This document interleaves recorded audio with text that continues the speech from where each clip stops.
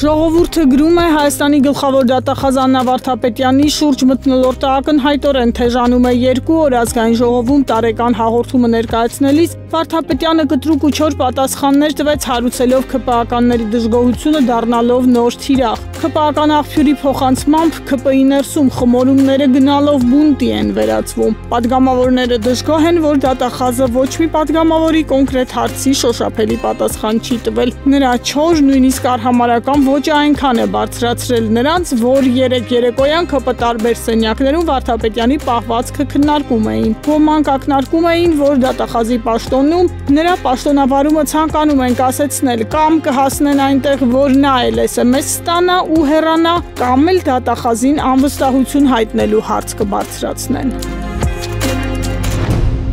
Հրապարակը գրում է օրերս տարածվեց London Times պարբերականի մի սկանդալային հրապարակում, ըստ որի արևմտյան դեղագործական ընկերությունները վտանգավոր նյութեր են փորձարկում հայ կանանց, երեխաների ու հաշմանդամների վրա։ Պարբերականի մասին ոչ ոք չէր լսել, բայց այն սկսեցին եռանդով հերքել նախարարողջապահության նախարարը, ապա վարչապետի խոսնակը։ Ըստ դեղագործների սա ֆեյք հրապարակում է, որի ոտքերն աճում են Հայաստանից։ Իսկ երեք ադրբեջանական Վեստի Ազը հրապարակեց հոդված, որում նշվում է, թե վարկաբեկող նյութերը տարածում է Ստեփան Ավանեսյանը, Հայաստանի առողջապահության նախարարի ամուսինը։ Մինչև վերջերս նրա Արմֆարմացիա ձեռնարկությունը հաջողությամբ իրականացնում էր պետական պատվերները։ Միայն 21 թվականին այն 240 համաձայնագիր է ստորագրել 44 պետական կառույցի հետ 606.7 միլիոն դրամի։ Բայց վերջին տարիներին Ավանեսյանների բիզնեսը սկսել է կորուստներ ունենալ։ Ըստ աղբյուրի պատճառն այն է, որ հայաստանյան ղեկավարությունը սկսել է ակտիվորեն առաջ մղել արևմտյան դեղագործական ընկերությունների շահերը։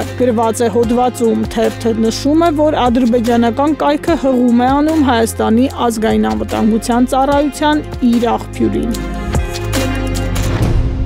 Մեկ այլ հոդվածում հրապարակում կարդում ենք Նիկոլ Փաշինյանի սրացումներն անգամ ՔՊ-ում չեն մարսում, չեն կարողանում նրա ասած արածների տակից դուրս գալ։ Արդեն քանի օր է պատերի տակ ՔՊԱ-ականները դատապարտում են նրան, ասում, թե չէր կարելիորեն ստիր մարմնում ընդդիմադիրին համբալ անվանել։ Անգամ Փաշինյանի հավատարիմ զինակիցներն են խուսափում խոսել այս թեմայով, կրուդիտներ չեն կարող անել։ Ոմանք նույնիսկ հայտարարում են, թե չեն հավատում, որ վարչապետը նման բան ասած լինի։ ԲՀԿ-ական նախկին պատգամավոր իշխանափոխությունից հետո Փաշինյանի հովանու ներքո պատսպարված Սերգեյ Բագրատյանին թերթը հարցրել է. լինելով նախորդ գումարման խորհրդարանի պատգամավոր հիշում է երբևէ որևէ վարչապետ ընդդիմության ներկայացուցչին թիվ 1 ամբիոնից համբալ անվաներ։ Հարցը լսելուն պես պատգամավորը խառնվել է իրար, դիմել ժեստերի լեզվին, խնդրելով, թե յան տվեք, ինքը չգիտի ինչ պատասխանի, երբ տեսել է, որ յան չեն տալիս, մարաթոնյան վազքի չեմպիոնի նման դուրս է նետվել խորհրդարանի շենքից։ Լրագրողը որոշել է հետապնդել նրան, ի վերջո նա ճարահատյալ նետել է, թե no comment։